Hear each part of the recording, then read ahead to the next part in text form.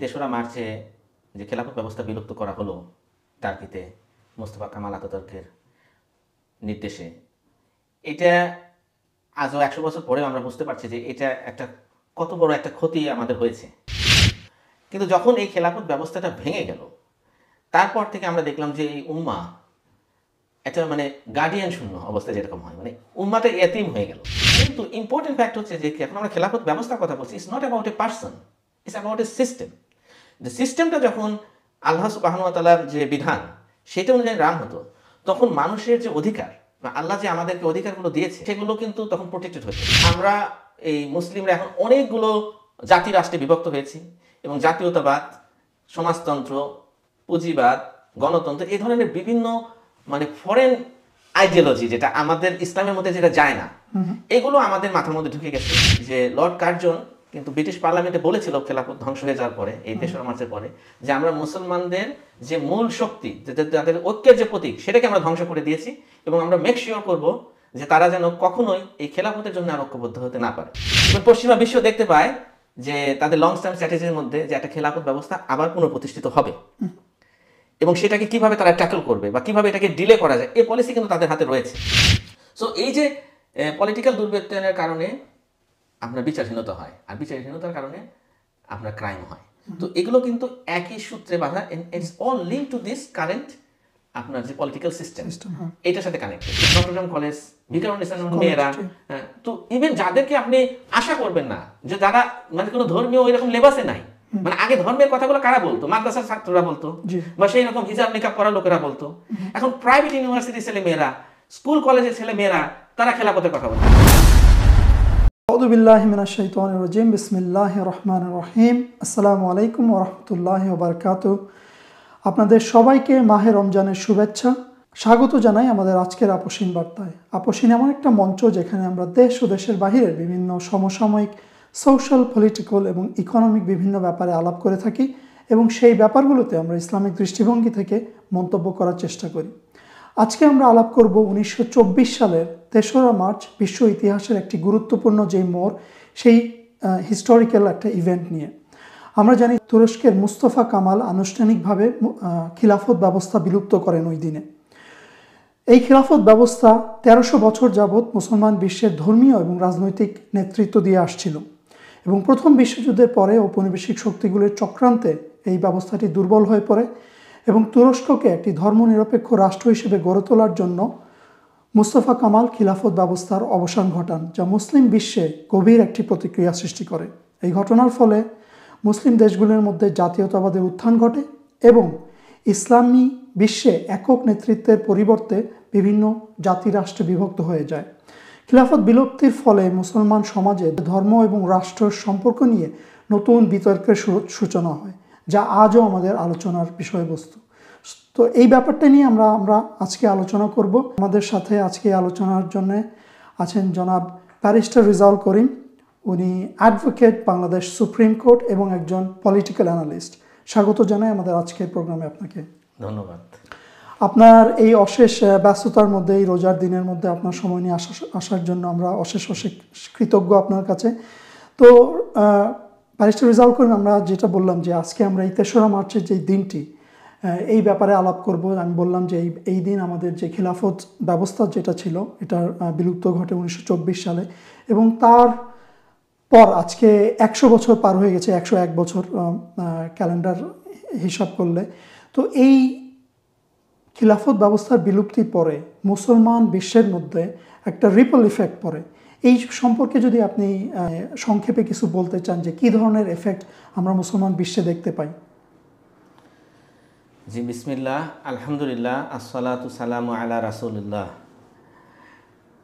যে আপনি খুবই গুরুত্বপূর্ণ একটি বিষয় নিয়ে এসেছেন, যে 3রা মার্চে যে খেলাফত ব্যবস্থা বিলুপ্ত করা হলো টার্কিতে মোস্তফা কামাল আতাতুর্কের নির্দেশে, এটা আজও 100 বছর পরেও আমরা বুঝতে পারছি যে এটা একটা কত বড় একটা ক্ষতি আমাদের হয়েছে।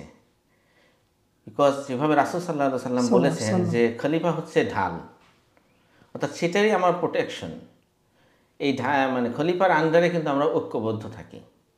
তো যতদিন পর্যন্ত খেলাফত ব্যবস্থাটা ছিল এবং সেটা ইভেন যখন দুর্বল হয়ে গিয়েছিল তখনও এটা একটা ঐক্যের প্রতীক ছিল।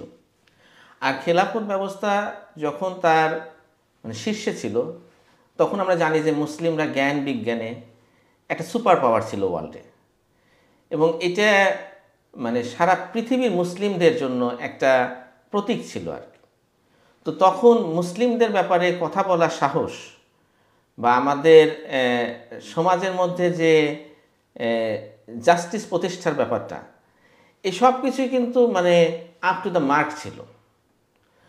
কিন্তু যখন এই খেলাফত ব্যবস্থাটা ভেঙে গেল তারপর থেকে আমরা দেখলাম যে এই উম্মা একটা মানে গার্ডিয়ান শূন্য অবস্থায় যেরকম হয়, মানে উম্মাটা এতিম হয়ে গেল।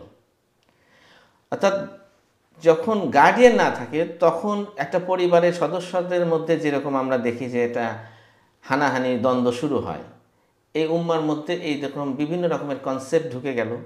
এবং আমরা জাতীয়তাবাদ আপনি মেনশন করেছেন, এবং অন্য অন্য যে রাজনৈতিক দর্শন এগুলো কিন্তু ঢুকে গেল তখন আমাদের মধ্যে, মানে যেমন সমাজতান্ত্রিক চিন্তাভাবনা, পুঁজিবাদী চিন্তাভাবনা, এগুলো একসময় চিন্তা করা যেত না যে একটা মুসলিম বিশ্বে বা মুসলমানদের যে শাসন করা হবে সেখানে ফ্রেঞ্চ শাসন আইন ঢুকবে বা ইংলিশ পেনাল কোড ঢুকবে, এগুলো একসময় চিন্তাই করতে পারতো না। হ্যাঁ, কারণ মুসলমানরা তো ইসলাম দ্বারা শাসিত। এক্স্যাক্টলি। এবং ইসলাম একটা পরিপূর্ণ জীবন বিধান, এর মধ্যে সব কিছুই রয়েছে। সো খেলাফতের হিস্ট্রি দেখলে অনেকে হয়তো বলবে, বিকজ এই হিস্ট্রিটা অনেকটা আমরা পাই ওরিয়েন্টালিস্টদের কাছ থেকে, তাদের একটা বর্ণনা রয়েছে। এটা অনেক সময় মানে ইন্টেনশনালি অবশ্য অনেক জায়গায় প্রচার করা হয়েছে যাতে করে আমরা খেলাফত ব্যবস্থাটার প্রতি আমাদের জেনারেশনগুলোর একটা নেগেটিভ চিন্তাভাবনা থাকে। তারপরে আমি হিস্ট্রিক্যাল ফ্যাক্ট অনেকগুলো আমি হয়তো অ্যাকসেপ্ট করে নিচ্ছি যে it was not always the same. তো অনেক খলিফা ছিলেন যারা হয়তো বা সব মানে অতটা পায়াত ছিলেন না, কিন্তু ইম্পর্টেন্ট ফ্যাক্ট হচ্ছে যে এখন আমরা খেলাফত ব্যবস্থার কথা বলছি, it's not about a person, it's about a system. যে সিস্টেমটা যখন আল্লাহ সুবহানাহু ওয়া তাআলার যে বিধান সেটা অনুযায়ী রান হতো, তখন মানুষের যে অধিকার বা আল্লাহ যে আমাদেরকে অধিকারগুলো দিয়েছে, শুধু মানে মুসলিমদের জন্য বলছি না, অমুসলিম বা সমাজের সব ক্ষেত্রে, এমনকি দ্য অ্যানিমালদের জন্য, এনভায়রনমেন্টের জন্য, তো এই সব ক্ষেত্রে যে অধিকারগুলো রয়েছে সেগুলো কিন্তু তখন প্রোটেক্টেড হতো। কারণ অধিকারটা প্রোটেক্টেড হয় একটা আইডিওলজিক্যাল স্টেটে always through the state apparatus, স্টেটের যে সিস্টেম। সো একজন খলিফা যদি এতটা পায়াস নাও হয়, যেটা হিস্ট্রিক্যালি ফ্যাক্ট যে অনেক সময় আমরা দেখেছি যে অনেকে এরকম ছিলেন না, তারপরেও কিন্তু মানুষের যে মানে যেমন যেমন সোশ্যাল জাস্টিস বা বিচার ব্যবস্থা, ইকোনমিক ব্যবস্থা, এগুলো ফাংশন করত। তো এই কারণে দেখা যাচ্ছে যে জ্ঞান বিজ্ঞানে তখন আমরা এগিয়ে যেতে পেরেছি। আর এখন মুসলিম বিশ্বগুলোর দিকে যদি আমরা তাকাই, এটা কিন্তু কোনো নির্দিষ্ট আইডিওলজিক্যাল স্টেট কোথাও নাই, সবগুলোই হচ্ছে একটা হজবরল অবস্থা। এবং এখানে দেখা যাচ্ছে যে ওই ব্যক্তিকেন্দ্রিক হয়ে যায় সব কিছু, বা দল কেন্দ্রিক অথবা দল কেন্দ্রিক। হ্যাঁ, মানে দলের মধ্যেও আবার ব্যক্তি প্রাধান্য পায়, বিকজ এখানে আইডিওলজিক্যাল ব্যাপারটা নাই এবং সিস্টেমটা ওয়ার্ক করে না।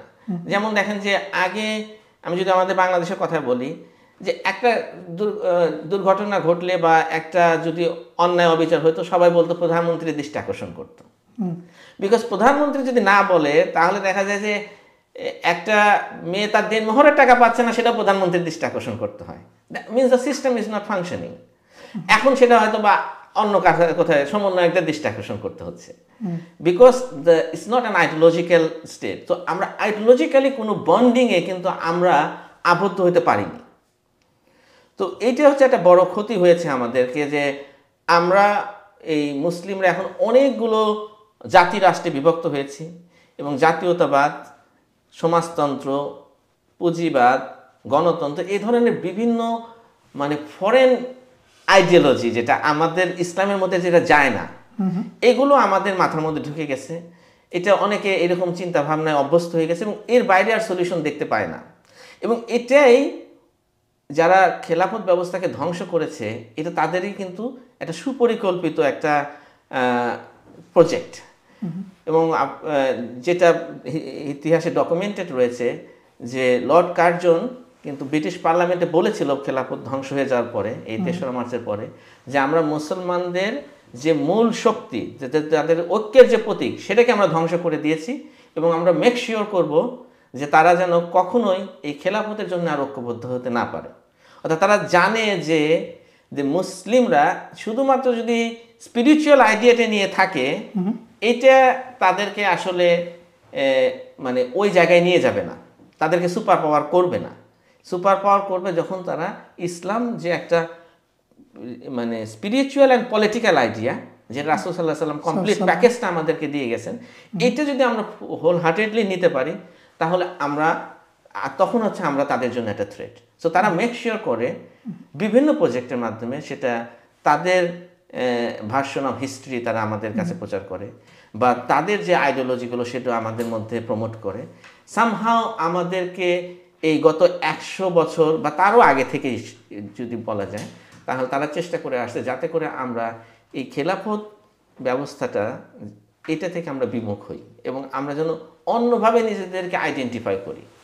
জি, বোঝাইতেছে যে আপনার এই খিলাফত ধ্বংসের পরে 1924 সালের পরে যে কলোনিয়াল পাওয়ারগুলি আমাদেরকে যেভাবে বিভক্ত করছে বিভিন্ন জাতীয় রাষ্ট্রের মাধ্যমে, এবং সেই থেকে আমাদের যে বর্তমান মুসলিম উম্মার যে সিচুয়েশন, আপনার ফিলিস্তিন থেকে রোহিঙ্গা থেকে আপনার উইগারদের কথা যদি বলেন, কাশ্মীরি মুসলমানদের কথা বলেন, মুসলমান ওয়ার্ল্ডের যত ধরনের যে সিচুয়েশনগুলি আছে, যে ডায়ার সিচুয়েশনগুলি আছে, সামওয়াট ডাইরেক্টলি রিলেটেড এই খিলাফত ধ্বংসের সাথে। কারণ ওই ঐক্যবদ্ধতা যখন ছিল না, মুসলমানরা তাদের যে আপনি বললেন যে ঢাল বা যে শিল্ড, ওইটা পড়ে যাওয়ার কারণে, ওইটা না থাকার কারণে তারা সেইভাবে তাদেরকে ডিফেন্ড করতে পারে না।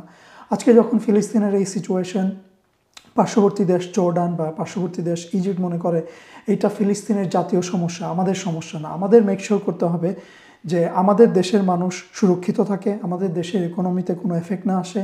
সেম ভাইস ভার্সা, জর্ডানের ক্ষেত্রে সেইটা, অন্যান্য তুরস্কের ক্ষেত্রে সেইটা। এবং এটা একমাত্র সম্ভব হয়েছে যখন আমাদেরকে এরকম জাতীয় রাষ্ট্রের মাধ্যমে ভাগ করে দেওয়া হয়েছে এবং আমরা সেই জাতীয় চেতনা নিয়ে আমাদের জাতীয় স্বার্থগুলি রক্ষা করার চেষ্টা করতেছি।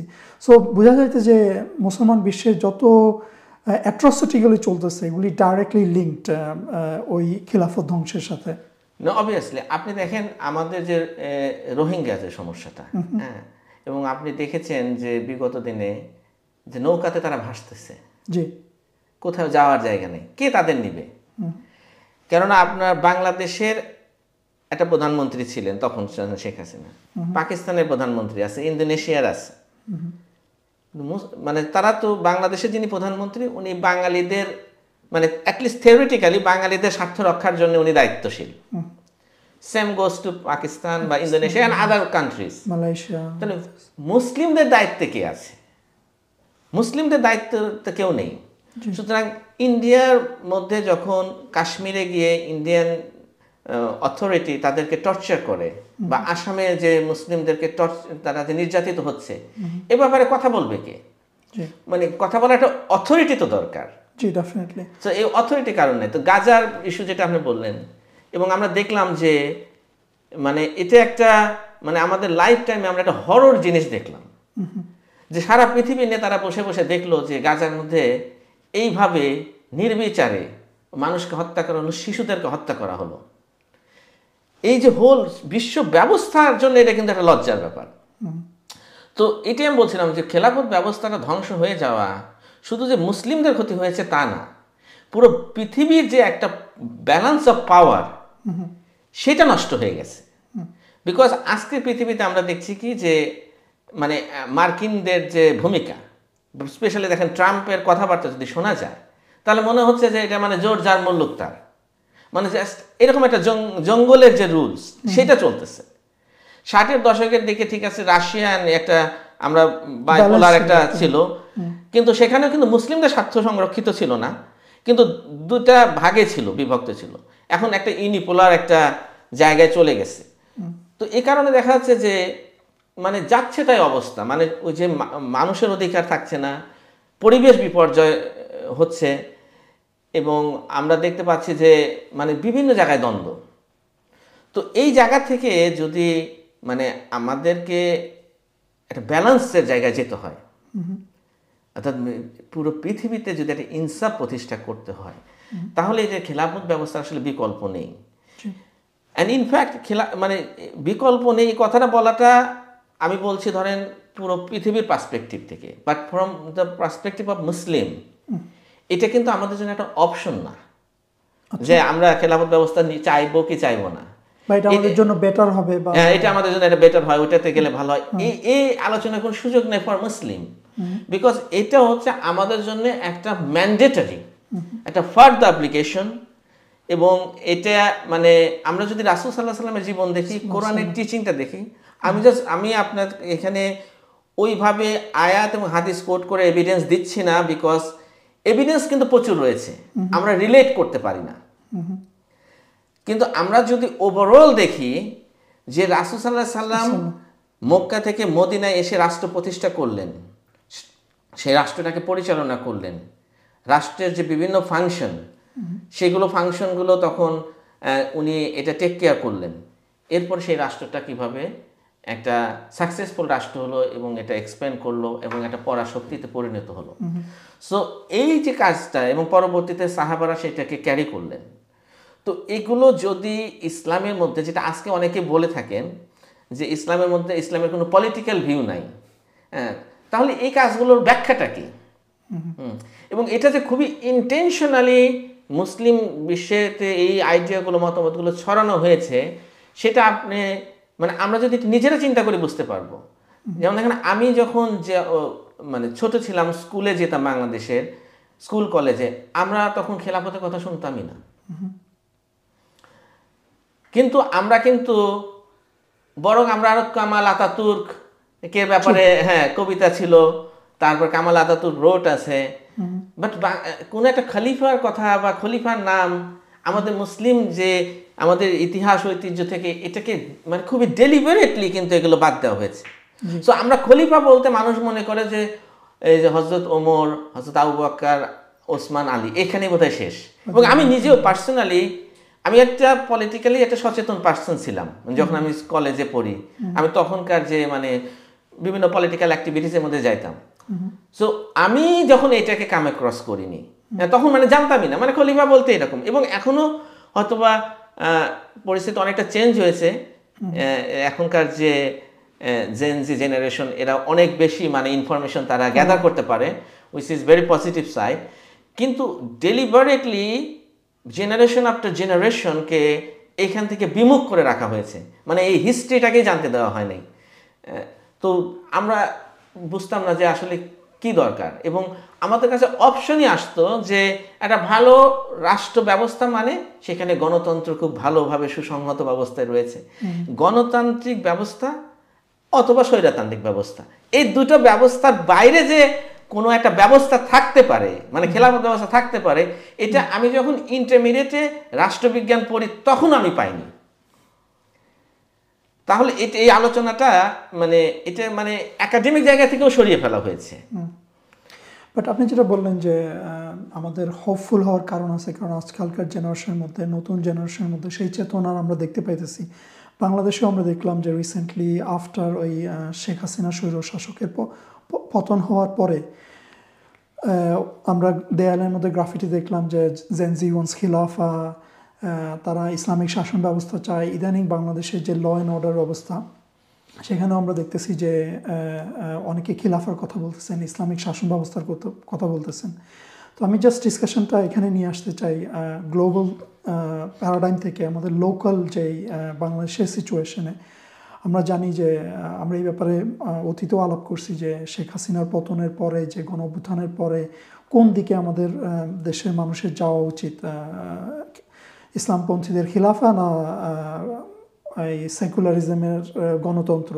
So we had that discussion. But আজকে আমি যেটা আপনাকে বলতে যেই ব্যাপারটা নিয়ে আপনার দৃষ্টি আকর্ষণ করবো, আপনার অ্যানালিসিস আমি জিজ্ঞেস করব, সেটা হচ্ছে যে আমাদের বাংলাদেশের যে ল অ্যান্ড অর্ডার অবস্থা, এই স্বৈরশাসকের পতনের পরে এখানে একটা পাওয়ার ভ্যাকিউম সৃষ্টি হয়েছে। সো দেখা যাচ্ছে যে ল অ্যান্ড অর্ডার কাজ করতেছে না। এমন না যে আগে খুব ভালো কাজ করতো, কিন্তু এরপরে এই ভ্যাকিউমের মধ্যে there is so many different power holders তারা আসতেছে, বা পাওয়ার হোল্ডার্স বলা হয়তো ভুল হবে, তারা আর কি রাস্তার যে ছিনতাইকারী থেকে শুরু করে, ধর্ষণ থেকে শুরু করে, ল অ্যান্ড অর্ডারের একদম বাজে অবস্থা বাংলাদেশে। তো এই ব্যাপারে অবভিয়াসলি আপনি কি বলতে চাবেন যে এইখানে আমরা কতটুকু আমাদের যে কারেন্ট সিস্টেম তারা ব্লেম ওয়ার্ডদের জন্য, বা কোথায় আমরা কি মিস করতেছি ল অ্যান্ড অর্ডারকে এই সিচুয়েশনের কারণে? রাইট, ল অ্যান্ড অর্ডারের প্রসঙ্গে আমি আসছি, তার আগে আমি ওই আগের পয়েন্টটাকে একটু ইলাবোরেট করি যে খেলাফত ব্যবস্থা যেটা তারা যখন ধ্বংস করে দিয়ে যেটা তারা মনে করেছিল যে এটা শেষ, ডান অ্যান্ড ডাস্টেড, বাট এখনকার পৃথিবীতে যদি আমরা তাকাই, এটা তাদের সেই যে বাসনা সেটা আসলে ফুলফিল হয়নি, বরং খেলাফতের ব্যাপারে এখন সারা পৃথিবী জুড়ে আবার নতুন করে কিন্তু সেটাকে রিভাইভ করার ডিমান্ড তৈরি হয়েছে। দেখেন, আমি আর আপনি এই বিষয়টি আলোচনা করছি, এটাও কিন্তু একটা প্রুফ। ডেফিনেটলি এর আগের 2-3টা জেনারেশন যদি দেখা যায়, আমার ফাদার বা আমার গ্র্যান্ডফাদার, তারাও অনেক পলিটিক্যাল ক্রাইসিসের মধ্যে গিয়েছে বাংলাদেশে, কিন্তু তারা খেলাফত নিয়ে আলোচনা করেনি, but that was not on the table.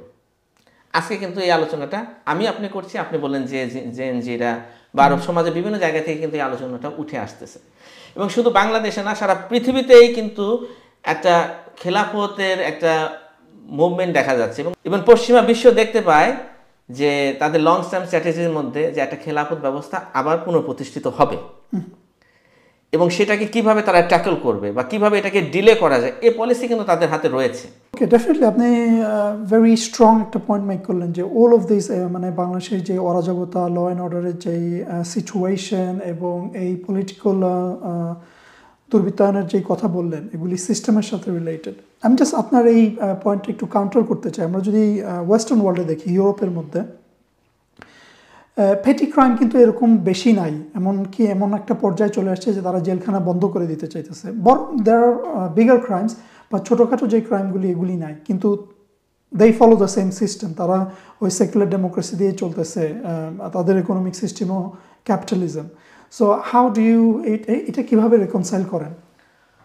Well, আপনি যদি ক্রিমিনোলজির পার্সপেক্টিভ থেকে দেখেন যে একটা সোসাইটিতে ক্রাইমগুলো কেন হয়, আপনি দেখবেন যে কোনো সোসাইটির রাফলি ধরেন 40% ক্রাইম আপনার বন্ধ করে দেওয়া যাবে যদি একটা ইকোনমিক সিকিউরিটি থাকে মানুষের। দেখেন, বাংলাদেশে বাসে উঠলে 5 টাকার বাস ভাড়া, 10 টাকার বাস ভাড়ার জন্য ওখানে একটা মারামারি হয়ে যায়। আমি ছাত্র, আমি কন্ট্রাক্টর খেপে যাচ্ছে, তো কথা থেকে কথা তারপর হাতাহাতি হয়ে যায়, রেষারেষি হয়ে যায়, ঠিক কিনা? সো তো এখানে আসলে আমাদের দেশের অপরাধগুলোর আর ওয়েস্টার্ন ওয়ার্ল্ডের যে অপরাধগুলো একটু ডিফারেন্ট, বিকজ ইকোনমিক সিকিউরিটিটা না থাকার কারণে মানুষজন ওইটা নিয়ে সবসময় একটা খুবই অস্থিরতার মধ্যে থাকে। সো সামহাও তারা মনে করে যে আমাকে কোটিপতি হয়ে যেতে হবে, মানে আমাকে একটা জায়গায় যেতে হবে। সো আমি একটা ক্যাডার হয়েছি, ধরেন একটা পলিটিক্যাল পার্টির সাথে রয়েছি, তো মোস্ট অফ দিস এই যে ডেমোক্রেটিক পলিটিক্যাল পার্টি, এদের যে ডেমোক্রেটিক যে ফিলোসফি বা আইডিয়া, সেটাও কিন্তু মানুষ হোল্ড করছে না। এটা জাস্ট অ্যাসোসিয়েট হচ্ছে বেশিরভাগ এদের ক্যাডাররা বা যারা এই সমস্ত পলিটিক্স করছে, তারা হচ্ছে যে সামহাও এখান থেকে আমি কিভাবে বেনিফিটেড হতে পারি, রাইট, ফর গেইন।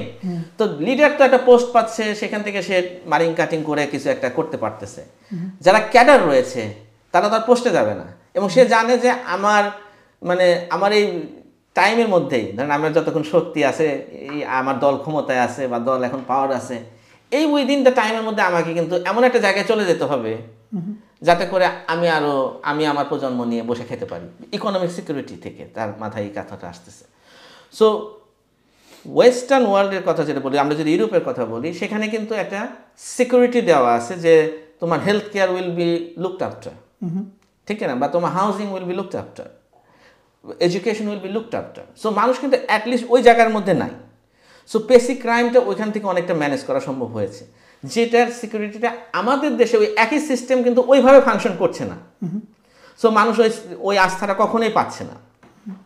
সেকেন্ড হচ্ছে যে বড় ক্রাইম যখন হয়, তো বড় ক্রাইমগুলো ওই যে যাদের চাহিদাটা থাকে ছোট লেভেলের ক্রাইম, তো ওইটা ওইখান থেকে যখন ফুলফিল হয়ে যায় তখন তারা ছোট ক্রাইমের মধ্যে যেতে হয় না। যেটা আমি বললাম যে ছাত্রলীগের পোলাপানকে কিন্তু আর শেষের দিকে আমরা দেখতাম, ধরেন 14 সালের পরে এত চাঁদাবাজি মানে করার দরকার হয় নাই, ছিনতাই করার দরকার হয় নাই, কারণ তারা খুবই সফিস্টিকেটেড ওয়েতে চাঁদাবাজিটা করে ফেলত। তো রাস্তায় গিয়ে ওই রিক্সাওয়ালাকে ধরবে বা একটা অফিস পার্সনকে ধরবে তার তো দরকার নেই, সবজি বিক্রেতাকে ধরবে দরকার নেই, সে তো অফিস যে চালায় সেই বসকে বলে অ্যাকাউন্ট নাম্বার দেওয়া আছে, সে পাঠাচ্ছে টাকা, ওই টাকা থেকে তার এখানে চলে আসছে, সে ফুর্তি করতেছে যার যার লেভেল অনুযায়ী, ঠিক না? কেউ রিসোর্টে যাচ্ছে, কেউ থাইল্যান্ড যাচ্ছে, কেউ অন্য জায়গায় যাচ্ছে, দুবাই যাচ্ছে, তো তারা তাদের সার্ভ হয়ে যাচ্ছে। তো বড় ক্রাইম যখন হতে থাকে সোসাইটিতে, তো ইউরোপকে যখন আমরা বলি যে এখানে ক্রাইমলেস, আসলে কিন্তু এটা ক্রাইমলেস সোসাইটি না, এখানে ওই রকম বড় লেভেলের ক্রাইমগুলো হয় যেটার কারণে ওই ছোট ক্রাইমগুলো দরকার হয় না। তো আমি দুটো কথা বললাম, একটা হচ্ছে ইকোনমিক সিকিউরিটি, একটা হচ্ছে বড় লেভেলের ক্রাইমগুলো, আর থার্ড হচ্ছে এখানে যে রাষ্ট্রের যে আইন ব্যবস্থাটা রয়েছে, যে সিস্টেম যেহেতু এখানে ফাংশন করতেছে আইডিওলজিক্যালি, তো সেটা হতে পারে যে একটা ডিফারেন্ট সিস্টেম, মানে ইসলামিক সিস্টেম না, কিন্তু যে সিস্টেমটা আছে ওইটার প্রতি মানুষের একটা সাবস্ক্রিপশন আছে, so people respect the law, common emotion, right, তাদের থট, বিকজ তারা চিন্তা করতেছে এই সিস্টেমটা আমি যেটা বিশ্বাস করি, তারা বিশ্বাস করে ফ্রিডম ফর এক্সাম্পল, ওই ফ্রিডমের সাথে এটা ম্যাচ করতেছে। সুতরাং মানুষ উইদিন দ্য সিস্টেম যার যার মতো করে সমাজে পজিটিভ কন্ট্রিবিউশন করার চেষ্টা করে। আমাদের সোসাইটিতে হচ্ছে কি যে মানুষ জানে যে এখানে সিস্টেমটা নাই, এখানে মানে একটা মানে এলোমেলো অবস্থা, তো মানে ঝড়ের মতো অবস্থা, আপনি যতটা পারেন আম কুড়ায় নিতে হবে, সো এই যে লুটে পুটে খাওয়ার একটা অবস্থা, তো এই কম্পিটিশন সবার মধ্যে, তো ওই সিস্টেমের এবং দেশের আইনের প্রতি যে একটা ভিতর থেকে একটা ইনার সাবস্ক্রিপশন, এটা কিন্তু নাই। যেটা যদি একটা মানে আবারও সেই খেলাফত প্রসঙ্গটা প্রাসঙ্গিক হলো, যদি একটা খেলাফত ব্যবস্থা থাকতো তাহলে মানুষ জানতো যে এই যে আইনটা মানে খলিফার যে একটা অর্ডার, এটা মানে অ্যাট দ্য সেম টাইম এটা রাষ্ট্রের যেমন একটা নির্দেশ এবং এটার কিন্তু একটা স্পিরিচুয়াল ভ্যালু থাকতো, কারণ আপনি খলিফাকে অমান্য করা যাচ্ছে না, ঠিক না? খলিফার নির্দেশকে রাসূল সাল্লাল্লাহু আলাইহি ওয়াসাল্লাম হাদিসের মধ্যে দিয়ে বলে দিয়েছে আমাদেরকে ওবে করার কথা। সুতরাং তখন আমরা এটাকে কিন্তু মানে ভিতর থেকে আমাদের সাবস্ক্রিপশনটা আসতো এবং আমরা জানতাম যে এটা ফলো করার মাধ্যমে, এই আইনটা ফলো করার মাধ্যমে, হতে পারে এটা একটা ট্রাফিক রুলস, হতে পারে এটা ধরেন অন্য একটা অফিসের একটা বাই লস, কিন্তু আমরা জানি যে this are coming from a proper authority, যে অথরিটিকে আমি সাবস্ক্রাইব করি আমার ভিতর থেকে, তখন কিন্তু আপনি ওটা ফলো করবেন। যেমন দেখেন আপনি মানুষজন কিন্তু এমনিতে ট্যাক্স ফাঁকি দেয়, হ্যাঁ, তো এটা একটা কমন ট্রেন্ড বাংলাদেশে যারা ট্যাক্স লয়ার রয়েছে, মানে আমিও ওই ফিল্ডে কিছু প্র্যাকটিস করে আমরা জানি সবারই উদ্দেশ্য থাকে কতটা ফাঁকি দেওয়া যায়। তো ট্যাক্স ফাঁকি দিয়ে কিন্তু মানুষের মধ্যে কোনো অনুশোচনা নেই, মনে করছে আমি যতটা পারবো, আমি কেন বেশি দিতে যাব। অবশ্যই। কিন্তু ওই মানুষগুলো কিন্তু যখন কোরবানির সময় কোরবানির গরুটা কিনবে, ওইটা ট্যাক্স কিন্তু নিজে কষ্ট করে লাইনে দাঁড়িয়ে থেকে দিয়ে আসবে, বিকজ মনে করবে যে আমার তো কোরবানিটাই হবে না, সেটা দেখতেছে যে কারণ এটার মধ্যে সে স্পিরিচুয়াল অ্যান্ড টেম্পোরাল দুটো জিনিসটাকে একসাথে করতে পারছে। তো এইটাই আমি বলছিলাম যে ওয়েস্টার্ন ওয়ার্ল্ডে তাদের যে বিলিভ, ওই বিলিভের সাথে তাদের রাষ্ট্রের যে পলিসি, এটা একটা অ্যালাইনমেন্টে থাকে, তখন মানুষ ওইটাকে সাবস্ক্রাইব করে এবং ওটাকে রেসপেক্ট করে। আমাদের দেশে এটা হচ্ছে না, কারণ আপনার অ্যালাইনমেন্টটা নাই। ওই অ্যালাইনমেন্টটা যখন চলে আসবে তখন পুলিশের জন্য জিনিসটা অনেক সহজ হবে। আমি পুলিশ অফিসারদের সাথে কথা বলছি, তারা বলে যে আমাদের এখানে তো মানে 60% এনার্জি স্পেন্ড হয়ে যায় শুধু আইন মানানোর জন্য মানুষকে, যে আপনি আইনকে মেনে চলেন। তো মানুষ তো স্বাভাবিকভাবে আইন মানবে, দুই একজন মানবে না, তখন পুলিশ সেখানে ইন্টারভেন করবে, ঠিক আছে? কারণ আপনি শুধু পুলিশিং, একটা পুলিশি স্টেট তো আপনি করতে পারবেন না। তো স্টেটের যে পলিসি, স্টেটের যে নিয়ম কানুন, এটার প্রতি মানুষের রেসপেক্ট থাকতে হবে এবং ইনার সাবস্ক্রিপশনটা থাকতে হবে, তখন একটা সোসাইটি ফাংশনাল সোসাইটি হবে। সেই জন্য বলেছি যে আপনার এই যে কেওটিক অবস্থাটা চলতেছে, এটা আসলে current within the current framework এটার কোনো সলিউশন নাই, unless we go back to the মানে খেলাফত সিস্টেম। জি, জাযাকাল্লাহ খাইর, আপনি খুব বিস্তারিতভাবে এই ব্যাপারটা আলাপ করলেন। নেক্সট এই প্রসঙ্গটা নিয়ে আপনার সাথে আলাপ করতে চাই, সেটা হলো যে আমরা দেখতেছি যে শেখ হাসিনার পতনের পরে, ওই স্বৈরশাসনের পতনের পরে আপনার ওয়ান্স এগেন যে পাওয়ার ভ্যাকুমের কথা আমরা বললাম, এখানে next credible coat unquote political party হচ্ছে বিএনপি। এখন যারা ছাত্র সমন্বয়ক ছিল বা যারা এই বিপ্লবকে এক ধরনের নেতৃত্ব দিছে, তারা একটা নতুন পলিটিক্যাল পার্টি গঠন করতে যাইতেছে এবং খুব শীঘ্রই হয়তো আমরা তাদের সেই পার্টির ম্যানিফেস্টো বা তাদের পার্টির যে স্ট্রাকচার এগুলি আমরা জানতে পারবো। তো এখন দেখা যাইতেছে যে আমরা সেম যেই এক্সিস্টিং যে স্ট্রাকচার আছে ওর মধ্যেই আছি, এর মধ্যেই বিএনপি আগে ছিল বা বিভিন্ন অন্যান্য পার্টিগুলি ছিল, তারা সেই একই কথা বলতেছে। এই সমন্বয়কদের যে নতুন পার্টি তারাও এসে বলতেছে যে গণতন্ত্রকে মর্যাদা দিতে হবে, আপনার পাকিস্তানপন্থী ভারতপন্থী কোনো পলিটিক্যাল পার্টি আসতে পারবে না, এই ধরনের রাজনীতি এই ধরনের চলবে না, সেম ওয়েভলেন্থের মধ্যেই তারা কথা বলতেছে। সো এইখান থেকে আমরা যদি একই দিকে চলতে থাকি, বাংলাদেশের মানুষ বা বাংলাদেশের যে পলিটিক্যাল সিস্টেম, আমরা দেখতেছি যে আমরা সেই একই ঘূর্ণিঝড়ের মধ্যে ঘুরতে থাকবো। তো এখানে আপনি কি মনে করেন যে আমাদের দেশের মানুষের এনার্জি বা তাদের ফোকাস বা তাদের চিন্তাভাবনা কোন দিকে যাওয়া উচিত আমাদের এই সার্কেল থেকে বের হয়ে আসার জন্য, বা যেটা আমাদের দেশের মানুষের জন্য কন্ডিসিভ হবে, আমাদের সোশ্যাল ইকোনমিক ও পলিটিক্যাল যে সিচুয়েশন এগুলি ইমপ্রুভ হবে এবং আমাদের দেশের মানুষের যে সার্বিক যে অবস্থা সেটার উন্নতি হবে? রাইট। দেখেন, পলিটিক্যাল এরিনাতে বাংলাদেশে এই আওয়ামী লীগ চলে গেছে জন্যে আমরা একেবারে শুদ্ধ হয়ে যাইনি। না, ডেফিনেটলি না। তো বিকজ আওয়ামী লীগ তো একটা প্লেয়ার ছিল, কিন্তু খেলাটা তো ঠিকই চলতেছে। জি। এবং যেটা তারা বলে যে আমরা একই রাজনৈতিক পরিবারের সদস্য। এর আগে ডক্টর শফিকুর রহমানের একটা বক্তব্য ছিল, সো সদস্যের একজন চলে গেছে কিন্তু পরিবারের আরো সদস্যরা তো রয়ে গেছে। এবং তারা কিন্তু ওই একই ধরনের বংশীয়, তাদের যে পরিবারের যে বংশের যে ধারা, তারা কিন্তু সেটাই ক্যারি করছে। তো আমাদেরকে আসলে আপনি বলেন কোন দিকে যাওয়া উচিত, আমার মনে হয় উচিত কথাটা যে বলতে হবে আমরা যেতে বাধ্য হব, আসলে বাধ্য হব এই খেলাটা বন্ধ করতে এবং এই জায়গা থেকে সরে আসতে। বিকজ এই যে একটা পলিটিক্যাল পার্টি আর একটা পলিটিক্যাল পার্টির সাথে দ্বন্দ্বে থাকবে, হ্যাঁ, এর তো মানে ভিকটিম হয় সাধারণ মানুষ। এবং এই রাজনীতির আসলে কোনো ভবিষ্যৎ তো নাই, বিকজ আপনি যেই পাওয়ারে যাবে সেই অন্যদেরকে দমন করতে চাইবে। তো এই কারণে এই যে পার্টি পাওয়ার পলিটিক্স, এখান থেকে বের হয়ে আসতে হবে। যদিও এই যে যারা স্টুডেন্টরা সমন্বয়করা, সুতরাং এই ডিমান্ডটা তৈরি হয়েছে এবং এটা রাসূল সাল্লাল্লাহু আলাইহি ওয়াসাল্লামের ভবিষ্যৎবাণীও রয়েছে যে এটা আবারও ফিরে আসবে নবুয়তের আদলে। সো এটা আমাদের জন্য একটা সুসংবাদ। তো এটা নিয়ে কাজ হচ্ছে এবং এখন দেখা যাচ্ছে যে বাংলাদেশের মধ্যে আমাদের অনেক আলেম ঘরানার লোকজন এই কথাগুলো বলছে। এনায়েতুল্লাহ আব্বাসী সাহেব ক্লিয়ারলি বলেছেন তিনি খেলাফতের কথা, আবু তোহা আদনান, এরকম আরো, মানে just to give you few names.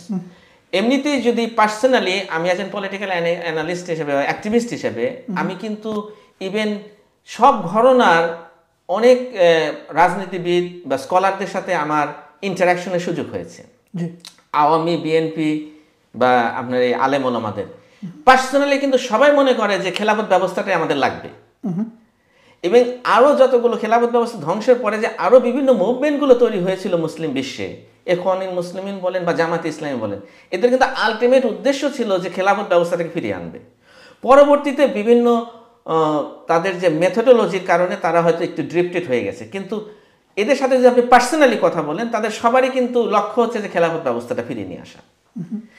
আর বাংলাদেশে এখন এই যে আলেমদের কথাটা আমি বললাম, এর বাইরেও ইভেন সুশীল সমাজ যাদেরকে আমরা বলি, এদের অনেকেই হয়তো বা ওই রকম ইন দ্যাট সেন্স রিলিজিয়াস না, কিন্তু তারাও যখন ডেমোক্রেসির যে এখন যে দুরবস্থা বা ডেমোক্রেসির যে মোরাল যে স্ট্যান্ডিং, সেটা তো এখন খুবই মানে কোশ্চেনেবল হয়ে গেছে, স্পেশালি গাজার ব্যাপার ঘটনার পরে বা তার আগেও ইরাক এবং আফগানিস্তানের প্রতি যে ওয়েস্টার্ন ওয়ার্ল্ডের যে ট্রিটমেন্ট, তো এগুলো দেখে মানুষ বুঝতে পেরেছে যে এই যে ওয়েস্টার্নদের যে কথাবার্তা, যে তাদের যে ভ্যালুস, ফ্রিডমস, জাস্টিস বা তাদের যে ডেমোক্রেটিক ভ্যালুস, এগুলো আসলে তাদের যে পলিটিক্যাল ফায়দা সেটাকে রক্ষা করার জন্য, এটা আসলে ওই বিশ্ব মানবতার কথা বলে যে একটা একটা নিউট্রাল গ্রাউন্ডে তারা যেতে চায়, দে আর নট অ্যাকচুয়ালি নিউট্রাল।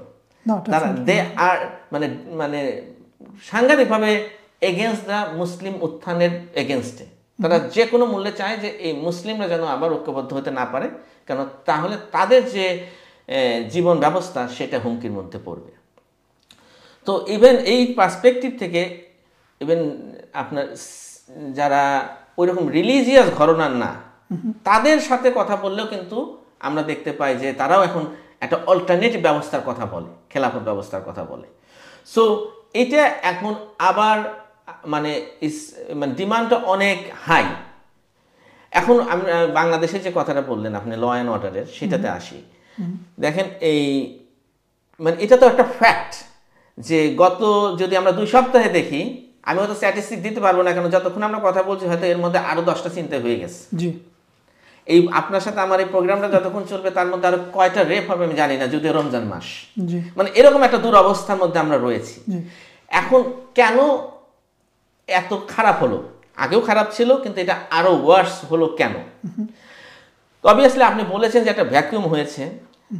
আগে যখন স্বৈর শাসকটা ছিলেন, তো তার যে সাঙ্গপাঙ্গরা ছিল, যারা রাজনীতিতে দুর্বৃত্তায়ন করত, তারা অবভিয়াসলি ক্যাডার বাহিনী রাখত। জি, তো এদেরকে তারা বড় লেভেলে দুর্নীতি হতো, মেগা প্রজেক্টে মেগা দুর্নীতি হতো। এই দুর্নীতি দেখা গেল যে একটা প্রজেক্ট থেকে 100 কোটি টাকার দুর্নীতি, সেখান থেকে সে হয়তো বা 10 কোটি টাকা বাজেট করে রাখছে যে এই ধরনের সাঙ্গপাঙ্গদেরকে এদেরকে ম্যানেজ করার জন্য।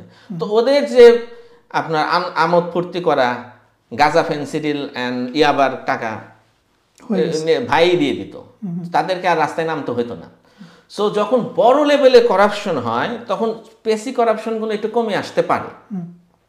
এখন তো নেতাদেরকে কর্মীদেরকে রেখে তো পালিয়ে গেছে দলের প্রধান, এবং আরো বড় বড় নেতারাও পালিয়ে গেছে। এখন যারা সিসকে নেতা যারা এরা তো এখন এদেরকে এই সাপোর্টটা দিতে পারছে না, ওই সাপ্লাইটা নাই। তো তাদের কাছে অস্ত্রটা আছে, এখন তারা বাধ্য হয়ে গিয়ে এটা করতেছে। এটা হচ্ছে একটা অ্যানালাইসিস। এটা একটা সুপরিচিত ব্যাপারও হতে পারে, এই যেটা বলা হচ্ছে বারবার যে পরাজিত শক্তিরা তাদেরকে স্যাবোটাজ করার জন্য তারা এটা করতেছে।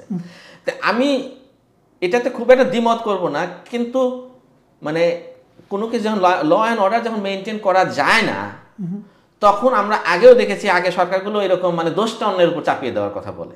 হ্যাঁ, অ্যান্ড এটা হচ্ছে গণতান্ত্রিক ব্যবস্থার একটা বৈশিষ্ট্য যে তারা অলওয়েজ ব্লেমটাকে পাস করে দিতে চায়, কেননা তারা দায়িত্বটা নিতে চায় না। যেটা যেহেতু আমরা খেলাফতের কথা বলছিলাম, খেলাফতের সাথে যদি আমরা কন্ট্রাস্ট করি, দ্য খলিফা ইজ হিমসেলফ একটা এর জন্য লায়াবল। আপনি কারোর উপর পাস করে দিয়ে আপনি বেঁচে যেতে পারবেন না। কিন্তু যখন আপনার ক্যাবিনেট থাকে, তখন ক্যাবিনেটগুলো কি বলে যে এটা আমার মন্ত্রণালয়ের ব্যাপার না, এটা ওই মন্ত্রণালয়ের ব্যাপার না, বিকজ ওখানে রেসপন্সিবিলিটিটা, যদিও আমাদের দেশে এখন নির্বাচিত সরকার নাই, কিন্তু ইন্টারিম গভর্নমেন্টের স্ট্রাকচারও তো এরকম যে আলাদা আলাদা রয়েছে আপনার উপদেষ্টাগুলো। তো সবাই কিন্তু তারা বলছে আমরা কালেকটিভলি রেসপন্সিবল, সো এটা আমার এরিনার মধ্যে পড়ছে না। কিন্তু খেলাফত ব্যবস্থায় খলিফা কিন্তু এই কথা বলতে পারবে না। তাকে আইন শৃঙ্খলা পরিস্থিতি যদি কখনো খারাপ হয় তার দায়টা তাকেই নিতে হবে, এবং সে এটাকে অ্যাকশনটা নেবে।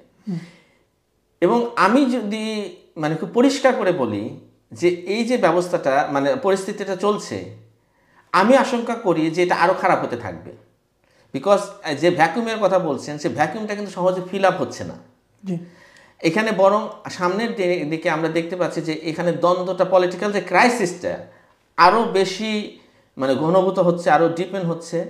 সো এই সুযোগটা অলওয়েজ যারা সমাজের আপনার যারা ক্রাইম করে তারা কিন্তু এই সুযোগটা নিবেই, আর তাদেরকে তো আপনার ক্যাটারও করা হচ্ছে না। মানে গরিব মানুষ যারা রয়েছে, হ্যাঁ, তাদেরকে আপনার আইদার শাস্তি দিতে হবে, পুনর্বাসন করতে হবে, কিছু না করে আপনি যতই বক্তৃতা দেন তাতে তো ক্রাইমটা থামবে না। সো ক্রাইম হওয়ার একটা বড় কারণ হচ্ছে বিচারহীনতা।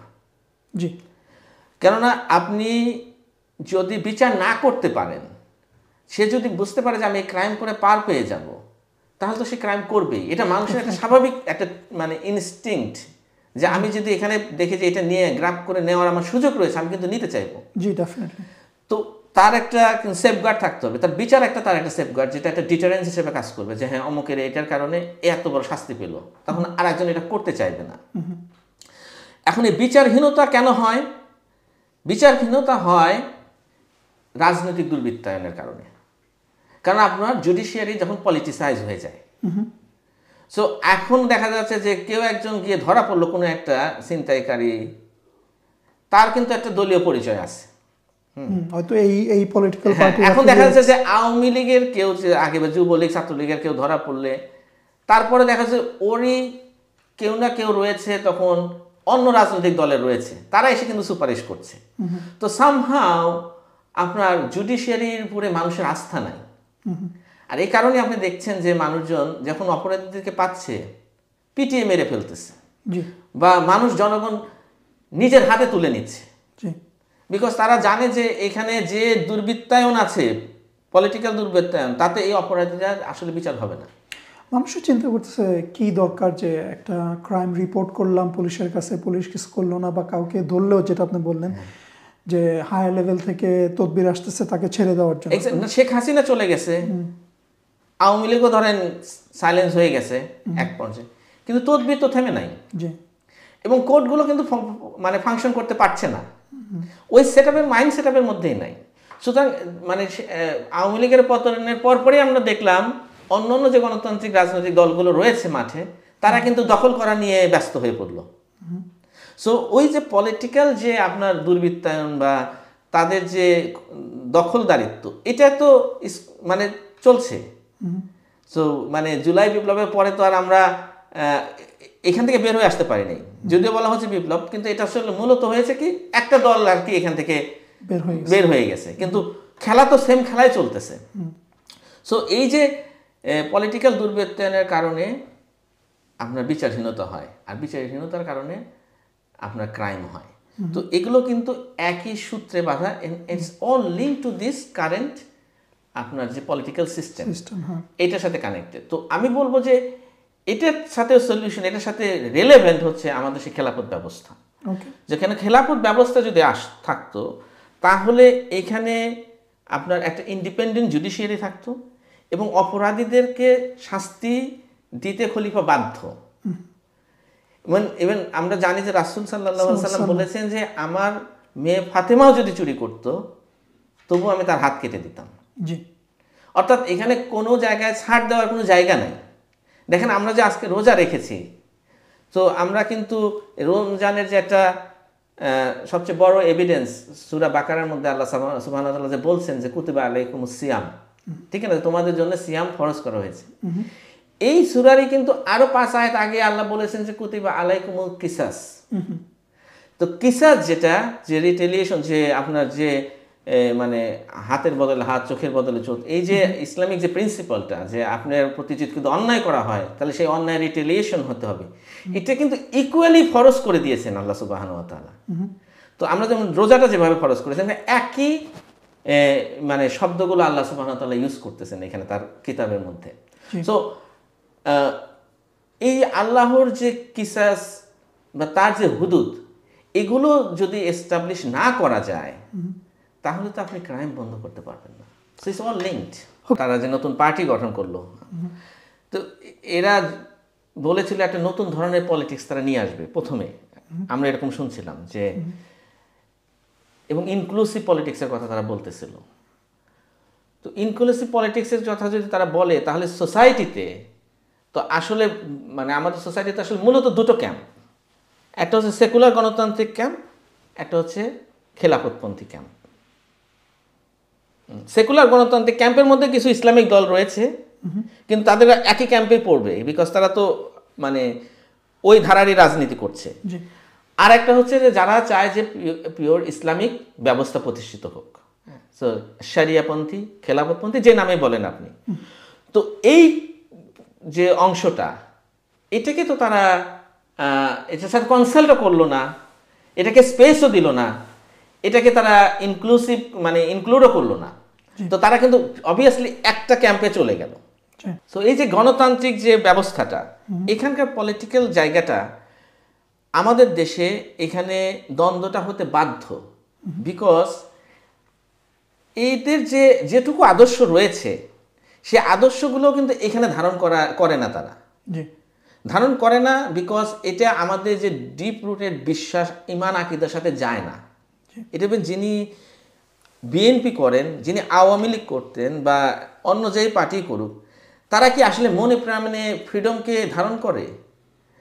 তারা কি এই যে ফ্রিডমের যে কনসেপ্ট, জি এটাকে কি তারা তাদের লাইফের মধ্যে ইমপ্লিমেন্ট করতে চাইবে? এর হাতে গোনা খুবই উগ্র সেকুলার যারা রয়েছে, এটা সংখ্যা খুবই কম আমাদের দেশে, কিন্তু আপামর জনসাধারণ তো আসলে এই ফ্রিডমকে ধারণ করে না। না, ডেফিনেটলি না। তারাও চাইবে না যে তাদের ছেলে সন্তানরা যে হোমোসেক্সুয়াল হয়ে যাক বা তারা এথিস্ট হয়ে যাক, ধর্মে বিশ্বাস আর না করুক। বা আপনি ফ্রিডম মানে কি? আপনি কিন্তু তখন আল্লাহ বা তার রাসূলের শানের খেলাফ আপনি কথাবার্তা বলতে পারবেন। এই কথা বললে কি কেউ মানবে? যিনি বিএনপিও করেন বা যিনি আওয়ামী লীগও করতেন, এই মানুষগুলো কিন্তু এটা মানবে না। তাহলে আপনি কি ফ্রিডম মানেন? আপনি যে ফ্রিডমের পলিটিক্স করেন, আপনি তো এটা মানছেন না।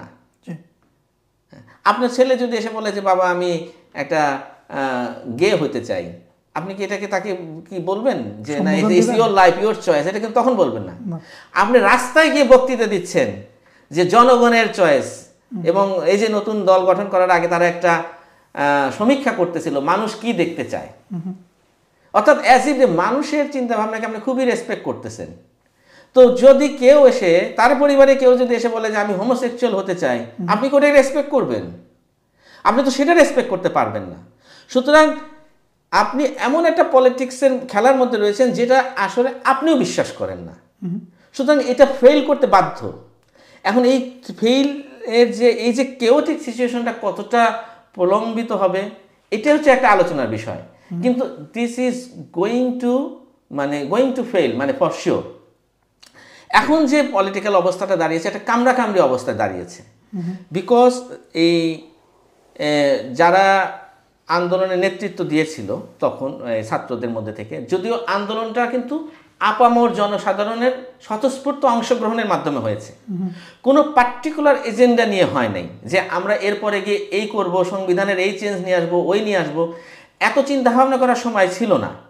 বিকজ এই জন্য আমি বলি যে এটা কিন্তু আসলে বিপ্লব না। বিপ্লব হলে তো আপনি একটা ম্যানিফেস্টো দিবেন, আপনি একটা প্রোগ্রাম দিবেন, ওই প্রোগ্রামের উপরে ধীরে ধীরে মানুষকে প্রিপেয়ার করবেন এবং তারপরে ওইটাকে আপনি অ্যাচিভ করবেন। এটা হচ্ছে একটা পরিস্থিতিতে একটা মানে তাৎক্ষণিকভাবে মানুষের একটা রিয়াকশনেরই একটা গ্যাদারিং হয়েছিল, স্পন্টেনিয়াস এক্স্যাক্টলি। বিকজ আমাদের বাচ্চাদেরকে গুলি করে মেরে ফেলতেছে, সেখানে আর অন্যায় দুর্নীতি হচ্ছে, ভারতের যে আধিপত্য হচ্ছে, এগুলো মানুষ বিরক্ত হয়ে গিয়েছিল, মেনে নিতে পারছিল না। এই জন্য মানুষ রাস্তায় নেমে এসেছে। তো এখন আমরা কি দেখতেছি, যেভাবে ৭১-এর পরে গিয়ে কিছু সুশীল মানুষ, মানে বিশেষত পশ্চিমবঙ্গের কলকাতা ভিত্তিক কিছু বুদ্ধিজীবীরা, তখন তারা একটা বয়ান নিয়ে এসে আমাদের উপর চাপিয়ে দিল যে এই কারণে বাঙালিরা যুদ্ধ করেছে, তারা সেকুলার রাষ্ট্র চায়, তারা মানে ধর্মকে রিজেক্ট করে দিয়ে তারা বাংলাদেশ গঠন করেছে। বাট এটা কখনোই কেস ছিল না। পাকিস্তানও একটা সেকুলার রাষ্ট্রই ছিল, বাংলাদেশ একটা সেকুলার রাষ্ট্রই ছিল, এখানে কখনোই কোনো ধর্ম একটা দ্বন্দ্ব ছিল না। কিন্তু বয়ানটা পরবর্তীতে এনে আমাদের উপরে চাপিয়ে দেওয়া হলো। এখন আবার একই রকম দেখা যাচ্ছে যে জুলাইয়ের চেতনাটা কি, এটা এখন যারা এটার মানে ক্ষমতার কেন্দ্রবিন্দু রয়েছে তারা তাদের মতো করে তৈরি করে জনগণের উপর চাপিয়ে দিচ্ছে। সুতরাং এখন যদি কেউ ওদের বিরুদ্ধে কথা বলে, তাহলে যেভাবে আওয়ামী লীগ তাদেরকে রাজাকার ট্যাগ দিত, এরা কিন্তু এখন বলবে যে এরা হচ্ছে চেতনার পরিপন্থী, তৌহিদি জনতা বলে ট্যাগ দিবে, বা ভারতপন্থী পাকিস্তানপন্থী বলে ট্যাগ দিবে। তো বাংলাদেশপন্থী আসলে জিনিসটা কি? বাংলাদেশপন্থী কোন রাজনৈতিক দল কি বলেছে যে আমি ভারতপন্থী, আমি পাকিস্তানপন্থী? কেউ তো বলে না। কিন্তু আপনার স্ট্র্যাটেজিটা কি হয়? তো আপনি যদি সেই মার্কিনীদের যে ব্যবস্থা, সেটার আঞ্চলিক চৌকিদার হচ্ছে ভারত, এই যে কারেন্ট ওয়ার্ল্ড অর্ডারের মধ্যে যদি আপনি ফাংশন করতে চান, তাহলে আপনি অবশ্যই আদে ভারতপন্থী, অথবা সেটাকে যদি আপনি একটু টোন ডাউন করে বলেন, কিন্তু আপনি মার্কিনপন্থী, ঠিক আছে? কিন্তু আপনি তো আপনার নিজস্ব যে চিন্তা চেতনা, সেটার উপর তো আপনি দাঁড়াচ্ছেন না, ঠিক না? যে আমাদের যে, এবং সেটা আমরা কোথায় পাবো? ইসলাম ছাড়া। জি সুতরাং আমি এটাই বলছি যে মানুষ যদি তার নিজের মূলের কাছে ফেরত যেতে হয়, তাহলে অবশ্যই সেটা খেলাফত ব্যবস্থা ছাড়া কোনো বিকল্প নেই। এবং এই যে রাজনৈতিক দ্বন্দ্ব, এটা শুধু আমাদের যে দুর্ভোগ, এটাকে আরও একটু দীর্ঘায়িত করবে। কিন্তু আশার জিনিসটা হচ্ছে কি, যে মানুষ এখন আসলে এই পুরো গেমটা অনেকটা বুঝতে পারছে, জি সব শ্রেণীর মানুষরাই, ইভেন ইয়াং ছেলে মেয়েরা। আপনি দেখেছেন যে ঢাকার নটরডেম কলেজ, ভিকারুননিসা নূন মেয়েরা, তো ইভেন যাদেরকে আপনি আশা করবেন না, যে যারা মানে কোনো ধর্মীয় এরকম লেবাসে নাই, মানে আগে ধর্মের কথাগুলো কারা বলতো? মাদ্রাসার ছাত্ররা বলতো, বা সেই রকম হিজাব নিকাব পড়া লোকেরা বলতো। এখন প্রাইভেট ইউনিভার্সিটির ছেলে মেয়েরা, স্কুল কলেজের ছেলে মেয়েরা, তারা খেলাফতের কথা বলে। এটা আমি বলছিলাম যে আমি যখন ছোট ছিলাম, দ্য সোসাইটি যেখানে ছিল আজকে সেখানে নাই। আজকে খেলাফতের ব্যাপারে মানুষের মধ্যে যে অ্যাওয়ারনেসটা অনেক অনেক বেশি। সুতরাং এবং যেহেতু টেকনোলজিক্যাল কারণে এখন দ্রুত ইনফরমেশন মানুষ এক্সচেঞ্জ করে, সুতরাং এখন আর এটাকে ঢেকে রাখা যাবে না। দেখেন সমন্বয়কদের মধ্যে তারা যতই সুন্দর সুন্দর কথা বলছে, নেক্সট ডে তাদের দল গঠন করা নেক্সট ডেতেই কিন্তু এক্সপোজ হয়ে গেছে যে তাদের একজন হচ্ছে যে হোমোসেক্সুয়াল। সো এটা হয়তো বা আরো 20 বছর আগে হলে এটা কেউ প্রকাশ করতে পারতো না, বা এই ইনফরমেশনগুলো আমরা পেতাম না। সো সুতরাং এখন পলিটিক্স করতে গেলে আপনাকে বুঝে শুনে আপনাকে স্টেপ নিতে হবে। আর যত বেশি স্বচ্ছতা আসবে, তত এই ধরনের জঞ্জালগুলো দূর হবে, আর ইসলামিক খেলাফত প্রতিষ্ঠার পথ সুগম হবে। জাযাকাল্লাহ খাইর ওয়ান্স अगेन। আজকে হয়তো আমরা আলোচনাটা শেষ দিকে চলে আসছে। আমি আপনাকে হয়তো আপনার কনক্লুসিভ একটা রিমার্ক দিতে বলবো যে আমাদের দেশের সাধারণ মানুষ বা আমাদের দর্শক শ্রোতা যারা দেখতেছেন, সাধারণ মানুষ, তাদেরকে আপনি কি বলবেন, কি ধরনের অ্যাডভাইস দিবেন যে তারা কি করা উচিত এই যে আমাদের যে বর্তমান পরিস্থিতি, পলিটিক্যাল সিচুয়েশন, আমাদের যে ইকোনমিক্যাল সিচুয়েশন, এ থেকে বেরিয়ে আসার জন্য, এবং আপনি যেটা বললেন যে আমাদের বিশ্বাসের সাথে যেটা সামঞ্জয়ী, আমাদের চিন্তার সাথে যেটা সামঞ্জয়ী, আমাদের ধর্মের সাথে যেটা সামঞ্জয়ী, সেই খিলাফত ব্যবস্থার জন্য তারা কিভাবে প্রোঅ্যাক্টিভলি কাজ করতে পারে, বা হোয়াট কন্ট্রিবিউশন তারা মেক করতে পারে। না, আমি বিশেষত তরুণদের ব্যাপারে খুব আশাবাদী। তরুণদেরকে আমি বলবো যে তোমরা এই যে খেলাফত ব্যবস্থা যেটা ধ্বংস হয়ে গেছে, এটার হিস্ট্রিটা পড়ো।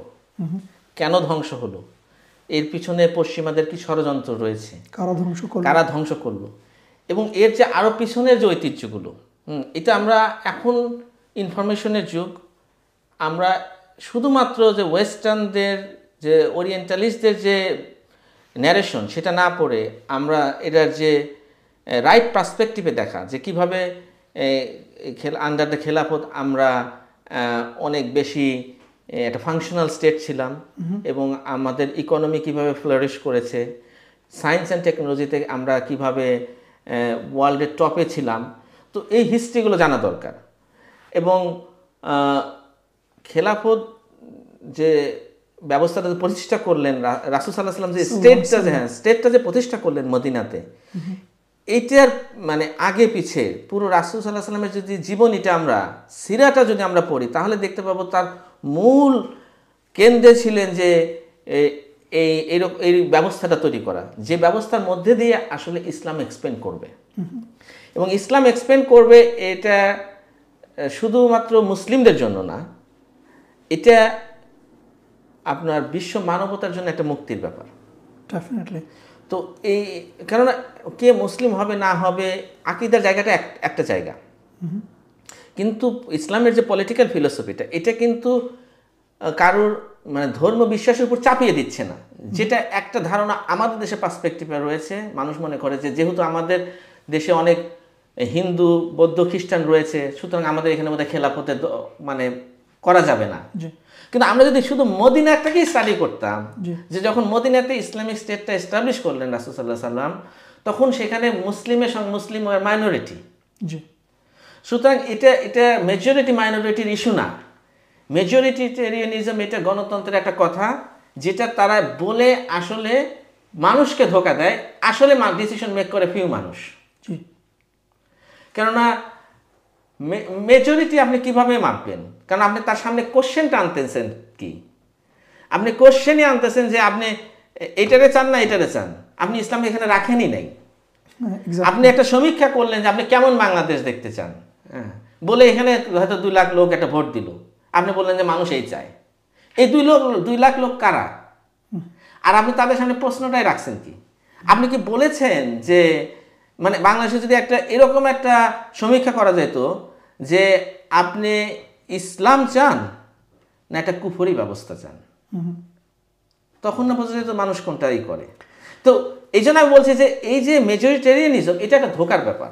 কারণ আপনাকে জানতে হবে যে কোনটা হক, কোনটা আসলে মানুষের অধিকার সংরক্ষণ করবে, কোনটা মানুষের যে প্রবলেমগুলো রয়েছে, ইকোনমিক প্রবলেম, সামাজিক প্রবলেম বা এই যে অপরাধ, এগুলোকে অ্যাড্রেস করতে পারে প্রপারলি।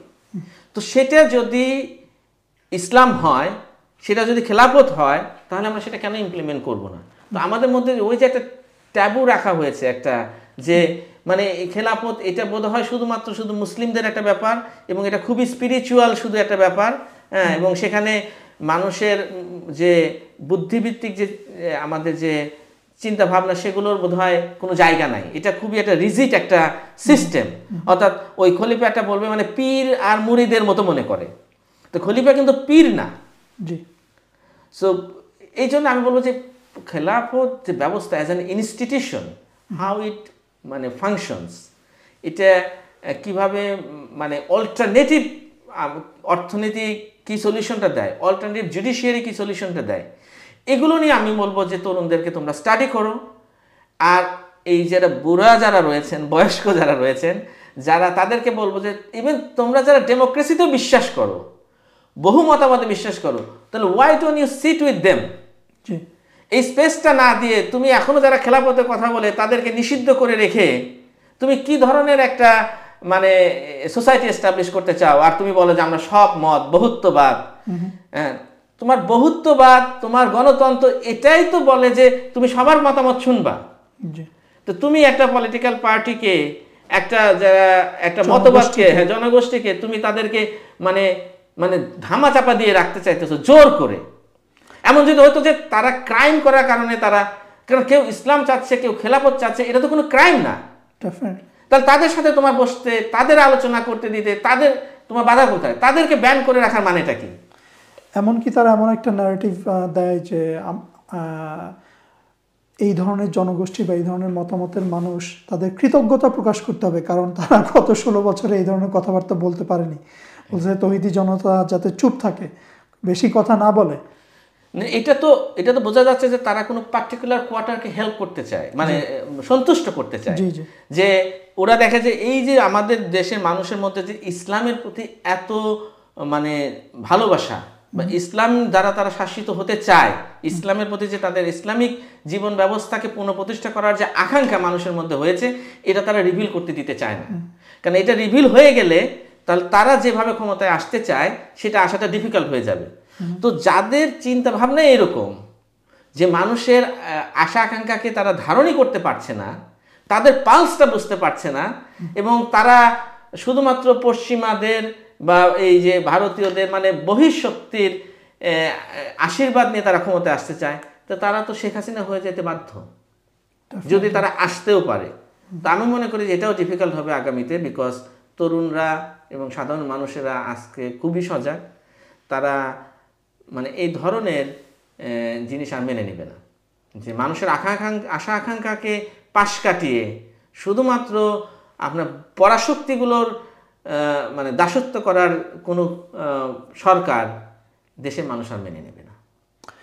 জাযাকাল্লাহ খাইর ব্যারিস্টার রেজাউল করিম, আপনার সময়ের জন্য অশেষ অশেষ ধন্যবাদ। আবার আপনি রোজার সময় আপনার সময় নিয়ে আসছেন এবং আমাদের আজকের এই সেশনে অংশগ্রহণ করছেন। দর্শক, আজকে আমরা আলাপ করলাম 3 মার্চ 1924-এ খিলাফা ধ্বংসের যে ইতিহাস, সেই ইতিহাস নিয়ে, এবং সেই ইতিহাসের যে লেগেসি আমাদের মুসলিম বিশ্বের মধ্যে এবং বাংলাদেশে, সেই ব্যাপারে আমরা আলোচনা করলাম। এবং আমাদের যে বাংলাদেশের পলিটিক্যাল সিচুয়েশন, সেইখানে আমরা আইডেন্টিফাই করলাম যে কিভাবে আমাদের কারেন্ট সিস্টেম আমাদেরকে ফেল করতেছে, এবং একটা খিলাফা সিস্টেম এখানে কিভাবে আমাদের সেই যে কারেন্ট বাস্তবতা যেটা আছে সেখান থেকে আমাদের সিচুয়েশনকে কিভাবে আপলিফট করবে। এবং আমরা আলাপ করলাম যে এই খিলাফত ব্যবস্থা কিভাবে আমাদের ধর্মীয় অনুভূতির সাথে, আমাদের বিশ্বাসের সাথে সামঞ্জস্য একটা ব্যাপার। আপনাদের সময়ের জন্য আপনাদেরকে ধন্যবাদ জানাই। আমাদের সোশ্যাল মিডিয়া প্ল্যাটফর্মগুলোতে আপনারা সংযুক্ত থাকবেন, আপনাদের মতামত এবং প্রশ্ন আমাদেরকে জানাতে পারবেন এবং সেই মতামত এবং প্রশ্নগুলো আমরা অ্যাড্রেস করার চেষ্টা করব আমাদের আগামী পর্বগুলোতে। আমাদের আগামী পর্ব দেখার আহ্বান রইল। সত্য এবং ইসলামের পথে আমরা একসাথে আপোষহীন। আসসালামু আলাইকুম ওয়া রাহমাতুল্লাহি ওয়া বারাকাতুহু।